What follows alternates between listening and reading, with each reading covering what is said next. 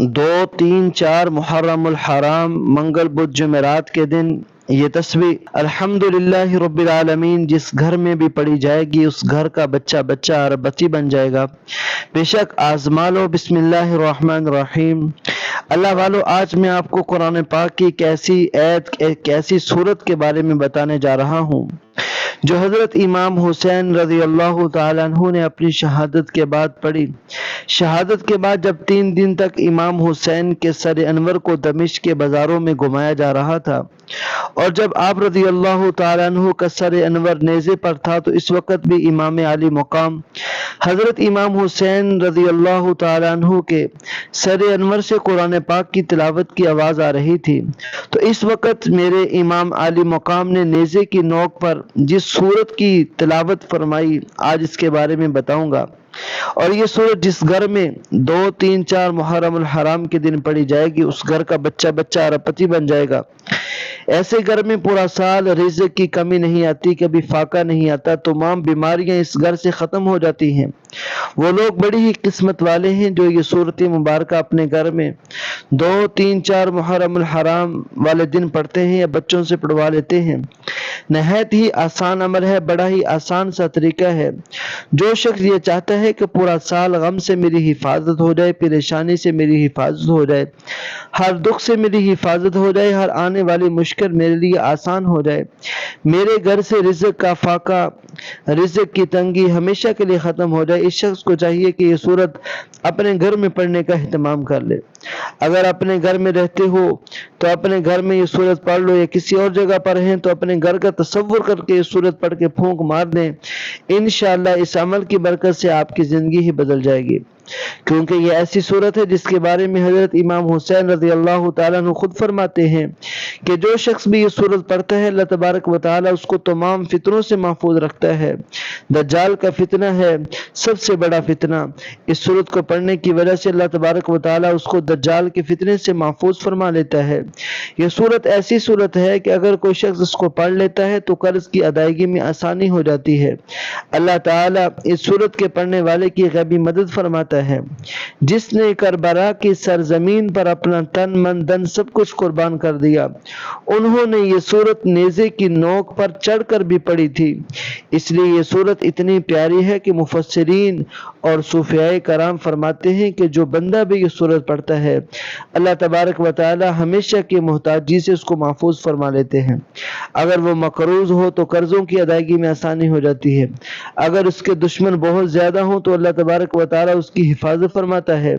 ہمیشہ امام حسین کی طرح زندگی کے ہر میدان میں اس سورت کو پڑھنے والے کو کامیابی نصیب ہوتی ہے، اور اسی طرح ہمیشہ کے لیے غربت کا خاتمہ ہو جاتا ہے، ظالم سے ہمیشہ کے لیے نجات مل جاتی ہے۔ اگر کوئی عورت حاملہ ہے، اس کے پیٹ میں بچہ ہے تو اس کے حمل کی حفاظت بھی ہو جائے گی۔ ایک بزرگ کا قول ہے، اگر کوئی شخص مسجد کے اندر بیٹھ کر خلوص نیت کے ساتھ اس سورت کو پڑھے گا، اس کے بعد ایک سجدہ کرے، پھر سجدہ ریز ہو کر اللہ تبارک و تعالیٰ کے حضور اپنی کسی بھی حاجت کے لیے، خاص طور پر قرض سے خلاصے کے لیے دعا کرے تو اگلے ہی دن اس کے قرضے کا انتظام ہو جائے گا۔ اس صورت میں ایک جمعہ سے دوسرا جمعہ نہیں گزرتا، یعنی ایک سے دوسرا ہفتہ نہیں گزرتا، 8 دن نہیں گزرتا، اللہ تبارک و تعالیٰ اس کی ہر مشکل کو آسان فرما دیتا ہے۔ اللہ والو، اسی طرح جب کوئی شخص 2، 3، 4 محرم الحرام منگل بدھ جمعرات تاریخ کو یہ سورت پڑھے گا تو اللہ تبارک و تعالیٰ اس بندے کی ہر مشکل کو آسان فرما دے گا۔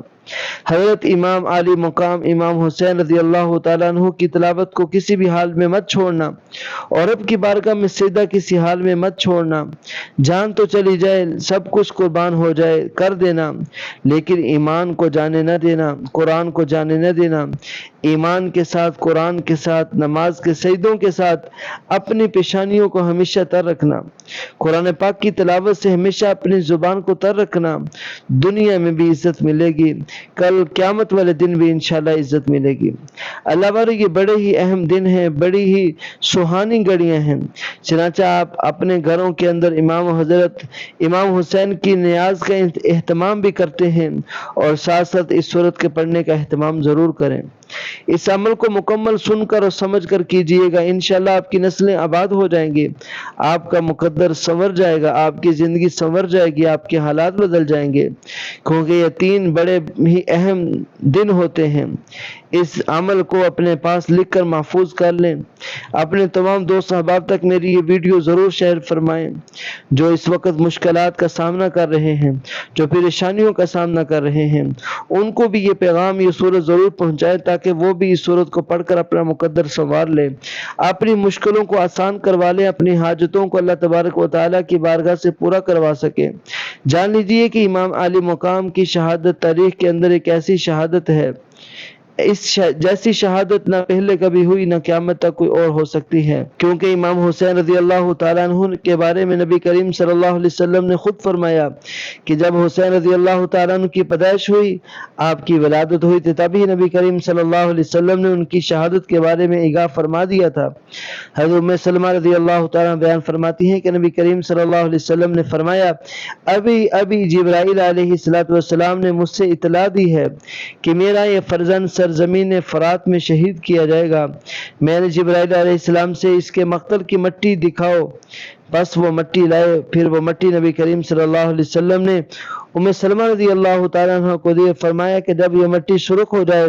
تو سمجھ لینا کہ میرے بیٹے کو شہید کر دیا گیا ہے۔ ام المؤمنین حضرت ام سلمہ رضی اللہ تعالیٰ عنہ فرماتی ہیں کہ میں نے اس مٹی کو شیشے میں ڈال لیا، جب امام عالی مقام ارض کربلا میں شہید ہوئے تو مٹی مدینہ پاک میں خون بن گئی تھی، اور جب میں نے اس مٹی کو خون بنتے دیکھا تو مجھے پتہ چل گیا آج امام علی مقام حضرت امام حسین رضی اللہ تعالیٰ عنہ کو شہید کر دیا گیا۔ فرماتی ہیں کہ دوپہر کا وقت تھا، میں اپنے گھر میں سوئی ہوئی تھی تو نبی کریم صلی اللہ علیہ وسلم میرے خواب میں تشریف لاتے ہیں۔ آقا صلی اللہ علیہ وسلم کا سر مبارک گرد آلود تھا۔ میں نے حضور صلی اللہ علیہ وسلم کی بارگاہ میں عرض کیا، یا رسول اللہ صلی اللہ علیہ وسلم اس حال میں کیسے آنا ہوا؟ تو آپ صلی اللہ علیہ وسلم نے فرمایا، میرے بیٹے امام حسین کو آج کربلا کے اندر شہید کیا گیا ہے۔ یہ شہادت اتنی دردناک تھی کہ امام حسین نے اپنے چھوٹے چھوٹے بچوں کو اللہ کے راستے میں قربان کر دیا۔ حضرت امام حسین رضی اللہ تعالیٰ کے سر اقدس کو 3 دن تک نیزے پر چڑھا کر رکھا گیا، دمشق کے بازاروں میں پھرایا گیا، یہاں تک کہ آپ کے سر انور کی شان یہ ہے کہ آپ کے سر انور کو 3 دن تک دمشق کے بازاروں میں گھمایا گیا۔ تو اس وقت آپ کے بارے میں ایک راوی کہتے ہیں کہ اس وقت میں نے امام حسین رضی اللہ تعالیٰ عنہ کو نیزے پر چڑھے ہوئے دیکھا، اس وقت میں دمشق میں تھا، آپ کے سر انور کے سامنے کھڑے ہو کر ایک آدمی یہ سورت پڑھ رہا تھا، پھر جب وہ ان الفاظ میں پہنچا، کیا تو نہ جانا کہ بے شک اصحاب کہف اور رقیم ہماری نشانیوں میں سے ایک عجوبہ تھے۔ جب وہ شخص امام حسین کے سر اقدس کی طرف دیکھتا ہے تو وہاں سے تلاوت کی آواز آتی ہے، آپ علیہ السلام فرما رہے ہوتے ہیں، اے اصحاب کہف کے بارے میں کہنے والوں، میرا قتل کیا جانا اور میرے سر کا نیزے پر چڑھا دینا یہ اس سے بھی زیادہ عجیب تر ہے۔ کہنے والا کہتے ہیں کہ امام حسین کا قتل کیا جانا اور آپ کے سر انور کو تن سے جدا کر کے نیزے کی نوک پر چڑھانا، پھر دمشق کے بازاروں میں گھمایا جانا، یہ اصحاب کہف کے واقعے سے بھی عجیب تر ہے۔ تو اللہ والو، یہ سورہ مبارکہ سورۃ کہف ہے۔ جو لوگ بھی سورۃ کہف کا اپنے گھروں میں اس کی تلاوت کا اہتمام کرتے ہیں، جو طریقہ ابھی میں آپ کو بتانے والا ہوں، اس طریقے کے مطابق پڑھیں گے تو انشاءاللہ جو کچھ بھی اس سورت کے بارے میں بیان کیا گیا ہے وہ ضرور پورا ہوگا۔